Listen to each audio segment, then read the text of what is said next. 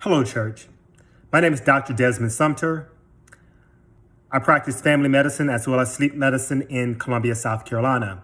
I'm also the pastor of Mount Moriah Baptist Church in Hopkins, South Carolina. I decided to make this video to share with you information about the coronavirus. Before I get into great detail about the coronavirus, I want to remind you that God has not given us the spirit of fear, but of love, power, and of a sound mind. A sound mind means that you have the capacity to think, reason, and to make good decisions and to understand.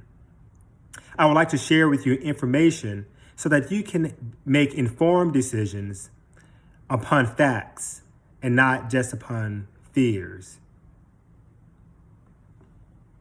There's a lot of information circulating on social media that may or may not be from a credible source.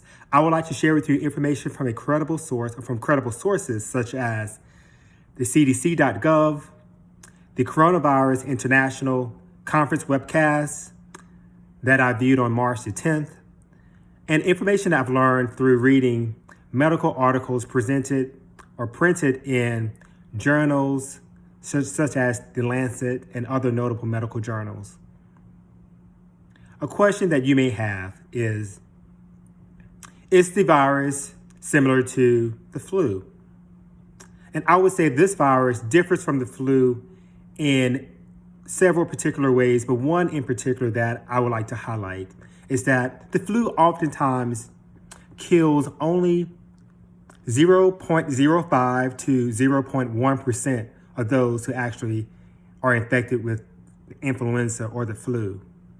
However, the coronavirus, at least in China, has killed 3.5% of those who have been infected with that particular virus. So therefore, the coronavirus appears to be much more deadly than the flu.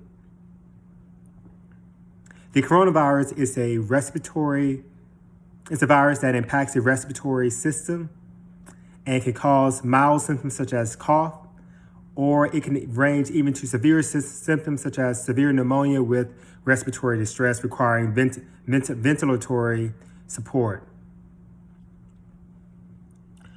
According to data out of Italy, the most vulnerable population of people are individuals older than the age of 60.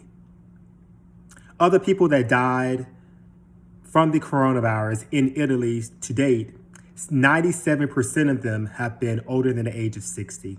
And they've also had other diseases such as diabetes, heart disease, lung disease, and or autoimmune disorders. We all could potentially get the coronavirus infection. However, individuals younger than the age of 60 and who don't have those illnesses that I just mentioned would typically only experience very mild symptoms such as fever, cough, and nasal congestion. Therefore, it is imperative and essential that we all work together to prevent the spread of this virus for our seniors, our elders, and other vulnerable members of our communities and our society. Ways that we can protect ourselves and our friends and family and neighbors is by engaging in social distancing.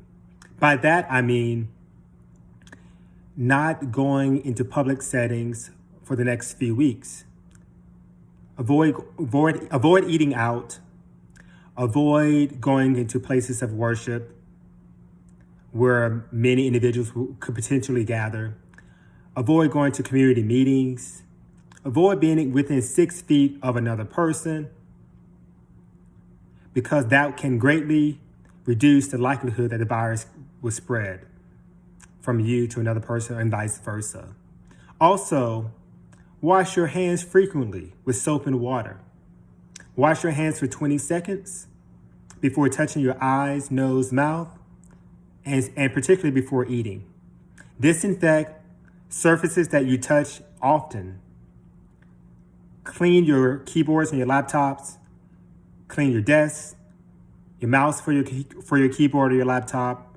Clean your doorknobs, countertops, and tables, and other surfaces that you touch frequently. And if you feel ill with mild cold-like symptoms, stay at home and quarantine yourself.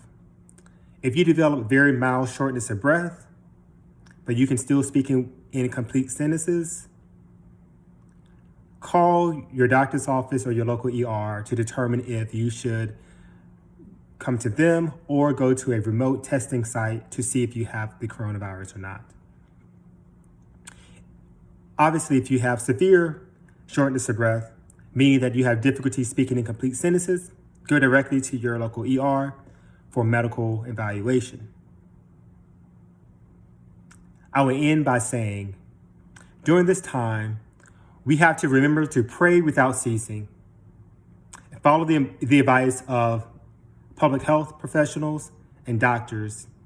And remember, even during this difficult time, we must continue to place our faith, trust, and hope in the Lord. The scripture reminds us that we are to be anxious for nothing, but in everything by prayer and supplication with thanksgiving, we must let our requests be made known to God. The Lord will get us through this difficult time, just as he's done in times past. And when we place our faith and hope and trust in God, then we can rest assured that the peace of God, which surpasses all understanding, will guard our hearts and minds. Be blessed, be safe, engage in social distancing for the safety of yourself, your neighbor, your family, and your friends, and our country.